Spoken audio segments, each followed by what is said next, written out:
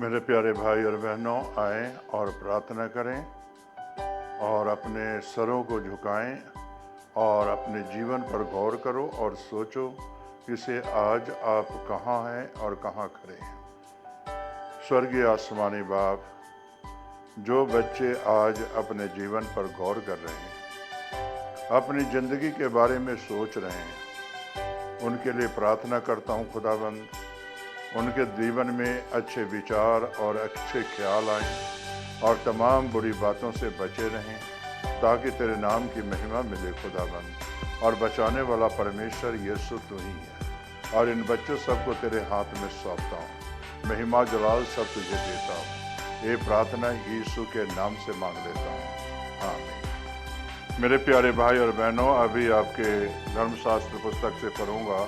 उत्पत्ति की पुस्तक 6 बाब उसकी 5 है। यहाँ इस तरह लिखा हुआ है 6 की 5 में, यहोवा ने देखा कि मनुष्य की बुराई पृथ्वी पर बढ़ गई है और उनके मन में विचार में जो कुछ उत्पन्न होता है वह निरंतर बुरा ही होता है।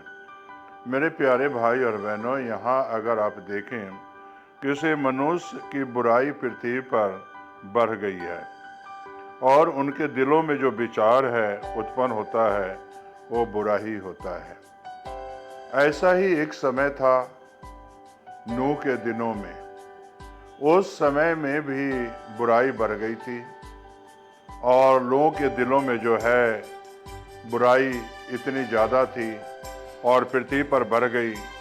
उनके विचार भी बुराई से भरे हुए थे और उस समय में नूह के अलावे और कोई धर्मी व्यक्ति नहीं था। जब पृथ्वी का पाप इतना बढ़ गया और परमेश्वर ने जब देखा, यहोवा ने जब देखा, तो क्या हुआ? यहोवा ने सोचा कि इसे जो है अब पृथ्वी पर इतनी बुराई बढ़ गई है, मैं इसे नाश करूंगा।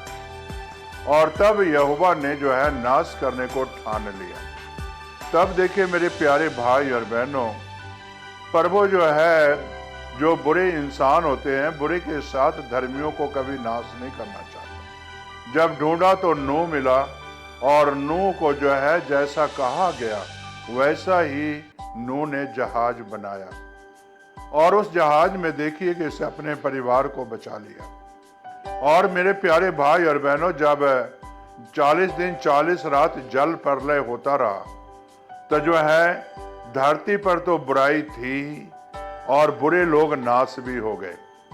ठीक इसी तरह आज धरती पर मेरे प्यारे भाई और बहनों बुराई बढ़ गई है और लोगों के जीवन में, मनुष्यों के जीवन में बुरा ही विचार आता है, बुरा ही ख्याल आता है और पृथ्वी पर इतनी बढ़ गई है और मन में विचार में जो कुछ उत्पन्न हुआ है आज के समय में बुरा ही होता है।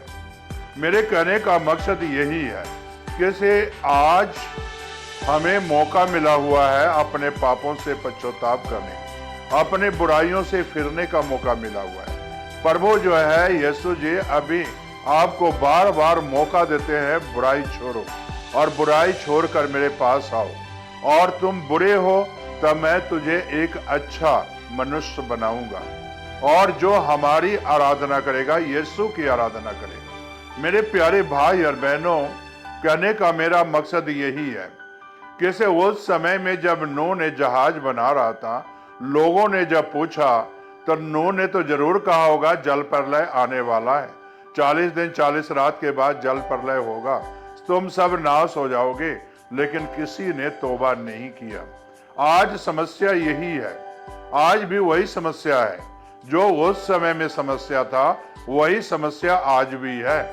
पास्टर साहिबान प्रचार करते हैं और लोग तौबा करते हैं और फिर पाप करते हैं, फिर गुनाह करते हैं और फिर कहते हैं हमारा यीशु माफ करने वाला है। नहीं मेरे प्यारे भाई और बहनों, ऐसा कभी ना सोचना कि से बार बार तौबा करो, बार बार माफी मांगो। और जो है मेरे प्यारे भाई बहनों, एक दिन जो है परमेश्वर जिस तरह नूह के दिनों में जो है जल प्रलय हुआ, उस दिनों में एक दिन ऐसा भी आएगा और आने वाला है। अब जिस तरह धरती पर पाप बढ़ गया है, अब यीशु आने वाला है। उसके सारे निशानात पूरे हो रहे हैं और पाप की मजदूरी मौत है। और मेरे प्यारे भाई बहनों, एक दिन पृथ्वी पर जो परमेश्वर के लोग होंगे वो उठा लिए जाएंगे। और मेरे प्यारे भाई और बहनों, जो धर्मी नहीं है, जो पाप में है, वो धरती पर ही रह जाएंगे और गंधक और आग से नाश हो जाएंगे। उस समय में जल प्रलय हुआ था और इस समय में जो है गंधक और आग गिरेगा।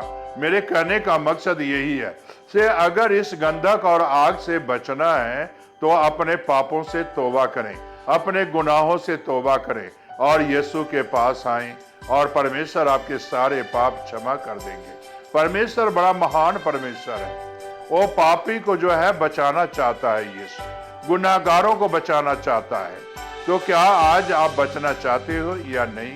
तो मेरे प्यारे भाई बहनों, बचना चाहते हो तो अपने सर को झुकाओ और प्रार्थना करो। स्वर्गीय आसमानी बाप, जितने भी बच्चे अभी सर झुकाए हुए हैं, खुदाबंद इनकी है बाप, पाप की तू पहचान कराता है, गुनाह की पहचान कराता है खुदाबंद। जब ये बच्चे गुनाह की पहचान कर गए तो खुदाबंद इन्हें गुनाहों को माफ कर दे खुदाबंद। जब ये पश्चाताप करते हैं खुदाबंद, इन्हें सारे गुनाहों को क्षमा कर दे खुदाबंद और इन्हें माफ कर दे खुदाबंद और अपने बेटे और बेटियां बना ले ताकि तेरे नाम की महिमा करे और इनके होठों से तेरी स्तुति हो और तेरी स्तुति के गुणगान हो खुदाबंद, ताकि तेरे नाम की महिमा और जलाल मिले। ये प्रार्थना यीशु के नाम से मांगते हैं, आमीन।